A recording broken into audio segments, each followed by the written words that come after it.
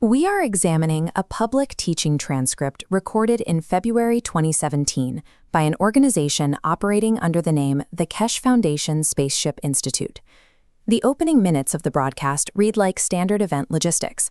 The speaker methodically details hotel accommodations in Rome, quoting twin-room check-in dates, Gaily tea schedules, and the specific per-night costs for double occupancy.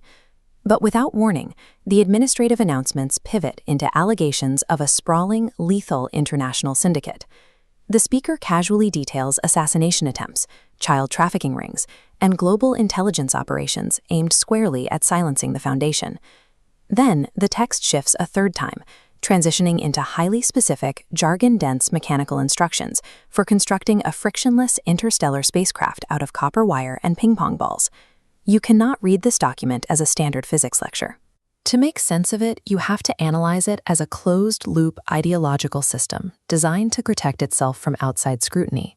The Foundation maintains consistency through a three-part architecture: bureaucratic mimicry, narrative insulation, and an alternative cosmology. These domains feed into each other, creating a self-sustaining cycle that constructs a fully insulated reality where only their internal logic matters. To understand the mechanics of modern fringe science movements, we have to map the exact architecture of this cognitive defense system. The Foundation establishes its boundaries through extreme administrative friction, co-opting the structure of traditional academic and governmental bodies. Attendance at their Universal Science Conference in Rome comes with a steep admission barrier. The transcript lists attendance packages ranging from €1,650 to €3,300. Even the standalone admission fee is priced at €200 per day, effectively walling off casual observers from the core teachings. To access the Foundation's private medical and agricultural workshops, the financial barriers are replaced by stringent membership prerequisites. Applicants are required to provide proof of their formal education, demonstrate professional qualifications, and submit themselves to an extensive security background check before access is granted.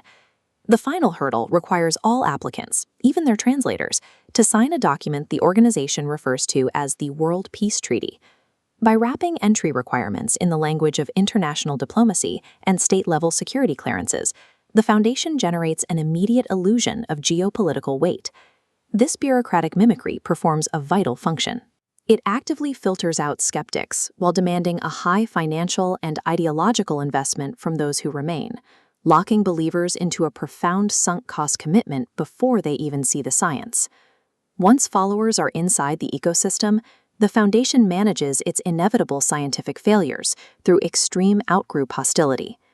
The text centers its paranoia on a single primary antagonist, identified only as DL, framing him as an industrial saboteur orchestrating a massive campaign against the Foundation. DL serves as the central node for a sprawling, disjointed map of alleged criminal activity, connecting every setback to a deliberate, coordinated attack. The text alleges DL is responsible for suppressing stolen compression technology, linking his actions to the murder of a prominent Dutch scientist via massive poisoning.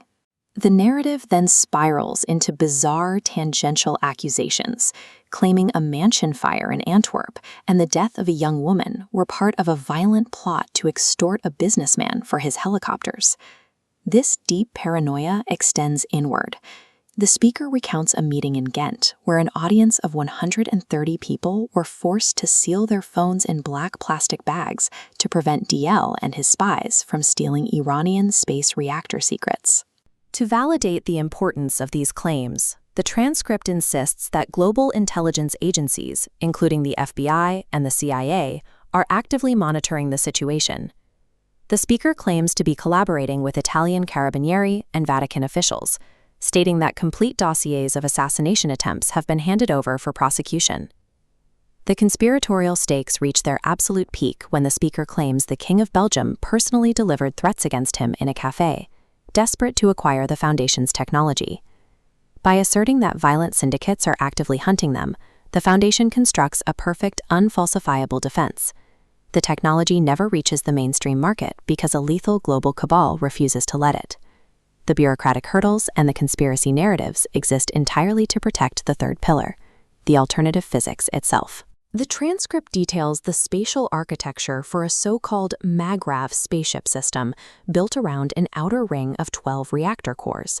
The speaker instructs followers that once the fields are established, the 6 static inner cores must be removed. This alteration supposedly forces the plasma field to adopt the classic dome-like flow of a flying saucer. The vertical stability of the craft relies on placing 3 high-mass reactors at the base and a single low-mass reactor at the top, creating a continuous funnel of gravitational force. To validate this design, the text borrows standard electrical engineering terminology. It claims this specific physical arrangement acts as a macro-scale Y and delta connection, generating both a current flow and a potential difference. These reactors are powered by a highly specific proprietary fuel source the Foundation calls GANS, an acronym for gas and nanosolid state. The chemical logic provided for this fuel states that carbon is required to provide solidity and crystallization, while hydrogen is added to facilitate flow. The physical test to verify the creation of this fuel involves rubbing the material onto gloves. If the gloves turn black with a charcoal-like residue, the fuel is deemed ready for spaceflight. The practical testing methodology for this interstellar drive relies entirely on consumer objects. Followers are instructed to attach double-core systems to a children's toy railway track and observe the balls rolling on their own to prove the existence of frictionless unified field motion. Actual aerospace development requires rigorous mathematical modeling, massive data processing, and highly controlled materials testing. The Foundation's logic ignores this. It forces followers to memorize an incredibly dense, untestable physical framework, binding them to the group by requiring them to speak a proprietary language no one outside understands. When we map these 3 distinct behaviors, we are looking at a fully integrated defense system.